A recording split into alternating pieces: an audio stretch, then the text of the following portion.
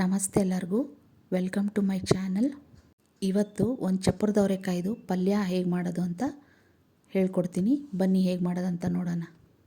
ಮೊದಲಿಗೆ ಒಲೆ ಉರಿ ಹಚ್ಕೊಂಡು ಒಂದು ಪಾತ್ರೆ ಇಟ್ಕೋಬೇಕು. ಅದಕ್ಕೆ ಸ್ವಲ್ಪ ಎಣ್ಣೆ, ಆಮೇಲೆ ಸಾಸಿವೆ, ಜೀರಿಗೆ ಹಾಕ್ಕೊಂಡು ಸಾಸಿವೆ ಚಟಪಟ ಅನ್ನಬೇಕು. ಸಾಸಿವೆ ಚಟಪಟ ಅಂತಿದ್ದಾಗೇ ಈರುಳ್ಳಿ ಸಣ್ಣ ಕಟ್ ಮಾಡಿರೋವಂಥದ್ದು ಮತ್ತು ಕರಿಬೇವು ಎರಡೂ ಹಾಕ್ಕೊಂಡು ಚೆನ್ನಾಗಿ ಬಾಡಿಸ್ಕೋಬೇಕು. ಈರುಳ್ಳಿ ಮೆತ್ತಗಾಗ್ತಿದ್ದಾಗೇ ಚಪ್ಪರದ ಅವರೆಕಾಯಿನ ಹಾಕಬೇಕು. ಈ ಚಪ್ಪರದ ಅವರೆಕಾಯಿನ ನಾನೇನು ಮಾಡಿದ್ದೀನಿ ಅಂದರೆ ಇದನ್ನು ಸಣ್ಣದಾಗಿ ಕೈಯಲ್ಲೇ ಮುರಿದಿದ್ದೀನಿ. ಇದನ್ನು ಚಾಕು ಹಾಕಿ ಕಟ್ ಮಾಡಬಾರ್ದು, ಯಾಕಂದರೆ ಕಹಿ ಬಂದುಬಿಡುತ್ತೆ. ನಾರೆಲ್ಲ ತೆಕ್ಕೊಬೇಕು ಸೈಡಲ್ಲಿ.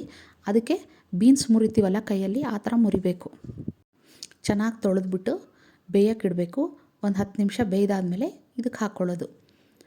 ನೋಡಿ, ಇವಾಗ ರುಚಿಗೆ ತಕ್ಕಷ್ಟು ಉಪ್ಪು, ಅರಿಶಿನ ಪುಡಿ ಮತ್ತು ಅಚ್ಕಾರದ ಪುಡಿ ಇದೆಲ್ಲ ಹಾಕ್ಕೊಂಡು ಚೆನ್ನಾಗಿ ಬಾಡಿಸ್ಕೊಬೇಕು.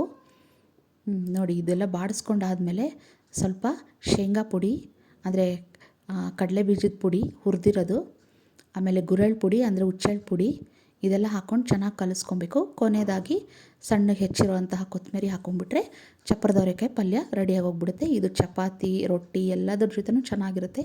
ಈ ವಿಡಿಯೋ ಇಷ್ಟ ಆಗಿದ್ರೆ ಲೈಕ್ ಮಾಡಿ ಹಾಗೂ ಶೇರ್ ಮಾಡಿ. Thanks for watching.